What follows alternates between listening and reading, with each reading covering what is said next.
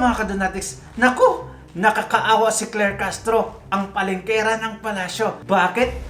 Wala siyang direct communication sa Pangulo. Kung ano yung sinasabi niya sa umaga, iba din yung sinasabi sa hapon ng Pangulo. Ngayon, kung may conference na naman, nahihirapan at nagkabulol-bulol na siya kung paano i-defend, sasagutin yung mga sinasabi nila. Kasi nga, wala siyang direct communication. Ngayon, sabi ni Atty. Panelo, nakakaawa na masyado si palengkera ng palasyo. And I would not be surprised, mga kadonatics, that one day, mag-resign yan dahil sa araw-araw na aligasyon na nahihirapan niya siyang i-defend. Ngayon nga lang, nahihirapan siya paano i-defend yung FL ng Pilipinas.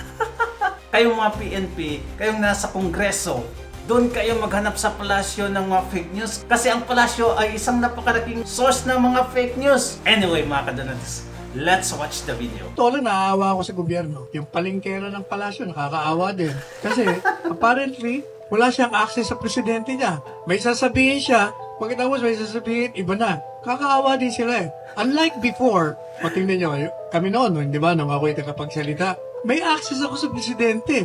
At kahit na wala akong access, kilala ko yung presidente. Magbarkada kami, mulat sa pool. Kaya alam ko ang takbo ng utak niya. Kaya pag sinabi ko sa umaga, yun din ang sinasabi niya sa hapon. O sa totoo lang, between us. Kayo, akala nyo, sabi nila, mabuti pa si Panelo, may access kayo, no? Kitigong, meron akong access. Pero never in the history of my 5 years bilang abogado niya at tagapagsalita sa briefing na nagkausap kami before the briefing. Bakit? Tulog. He was sleeping. Paano mo makakausap yun? Ang issue, ngayong araw na ito, how can you ask him, ano bang posisyon mo rito? Hindi na. Kasi dahil kilala ko na siya, alam ko na isasagot niya. Pero exceptional yon. Kaya may problema talaga lahat ng tagapagsalita na hindi alam. O di ba? Yung isang tagapagsalita no. Nasa si Presidente, nasa Davao, yung pala nasa Hong Kong. Galit siya. Galit na galit. Dapat sinasabihan ako ng Presidente ko nasa Sus Mariose. Kaya ang tagapagsalita, di sabihin mo, at that time, alam ko nasa Davao, ano ba problema? Hindi ko problema na pumunta pala siya sa Hong Kong. Dapat, kasi sa akin, nagsalita ako sa UP yesterday. Communications class. Ano raw ba ang rule sa pag-communicate? Sabi ko, isa lang ang rule ko palagi ever since.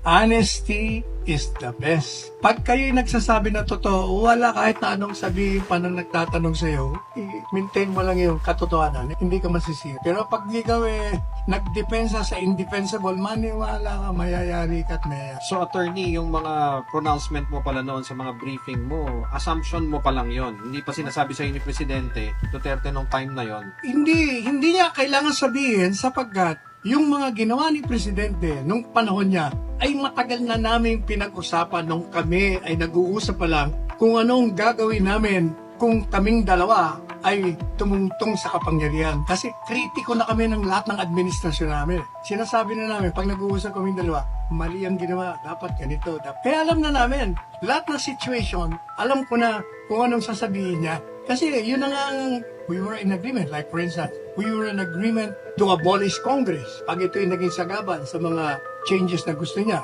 Pero hindi niya rin ginawa kasi nga natakot naman sa kanya Kongreso, hindi niya na kailangan gawin. Attorney, anong indication na walang access yung sinasabi nyo na taga-palasyo? Dapak na yung sinasabi niya, iba ang sinasabi ng Malacanang after magsalita siya. Ano pa bang tawag mo nun? Saka wala naman silang history na magkaibigan sila, di ba? Nagkaroon sila ng mga kasamaan. Kaya nakakaawa din. Doon kasi, yung si Castro binabanatan niya si BBM. Ngayon, naging spokesperson. Paano na lang? Totoo nga yung sabi ni Atty. Panelo, na hindi talaga sila magkaibigan. Pansinin nyo, pag si Claire Castro na ang magsalita, nagkabulol-bulol, parang vlogger yung dating niya. At saka ma-feel mo talaga na hindi siya seryoso sa kanyang mga sinasabi. Ang isang patunay lang dyan, yung dinidepensahan niya na si FL, nasa Pilipinas. Pero ang dami ng mga ebidensya na wala siya sa Pilipinas. Grabe kagahig ulo. Ang tigas talaga ng palasyo. Ayaw man lang aminin na nakulong si First Lady. Ngayon, may isa pang sikat na personalidad ang bumabanat kay Claire Castro. Si Yusek Castro tumatayo sa entablado ng gobyerno. Communications Office, PCO. Undersecretary ka. Binabayaran ka ng taong bayan. hindi para maging butangera, para mag-explain ng programa ng Pangulo kung ano nang nagawa sa mga problema natin. Pero nakita natin, simula nang siya'y ninumbrahan, abay talagang left and right. Ngayon, masusustain ba nila ito? Inintroduce siya at the start of the campaign. Talagang strategic yung paggaganyan niya, talagang dinesign nila to be such. So ang tanong ko, ang kampanya ay referendum ng nakaupo. Tuwing nagbubuka ng bibig si Yusek Castro, mas lalong nagagalit ang tao. Diba? Mas lalong naghihimutok, bakit ganito ang tagapagsalita? Bakit walang gawin kundi tirahin ng tirahin ang mga Duterte? Makita mo yung pagtira niya ang layo na binabalik niya. So, rene-reverse niya. Her role is to destroy the Duterte name. That is her role. It is not even to add up to the accomplishment of the president. Hindi bumabalik. Hindi sinasabi na, alam po nyo, kaya nung inaugural, ito ang plano niya. Walang ganon. It's all a contrasting message at tirahin ang mga Duterte. Sa tingin ko, yun ang pinakamalakas na kampanya na gagawin para ang mga kandidato ni Presidente Duterte at ni Vice Presidente Duterte ay mailagay sa posisyon. Grabe, ang ganda ng mga sinasabi ni Madam. Totoong-totoo talaga.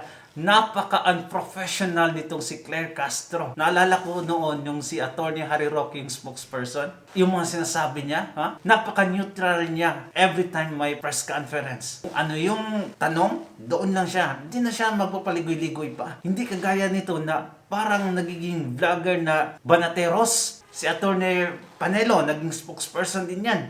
Ganon din yung dating. Napaka-smooth magsalita nila. Pero ewan ko ba, kitang-kita mo talaga sa kanya na napaka one-sided talaga. Para bang isang aso nilagay lang sa palasyo na yung first obligation mo is tumahol sa kabila. Yun lang, wala nang iba. Ganon si Claire Castro, mga kadonatics. Pansin nyo naman yan, kung gaano kasinungaling din, di ba? Kaya totoo yung sinabi niya, the more siya magsalita, the more nagagalit yung mga tao. Anyway, mga kadonatics, ano sa tingin nyo? Galit ka na din ba kay Claire Castro, ang palengkera ng palasyo?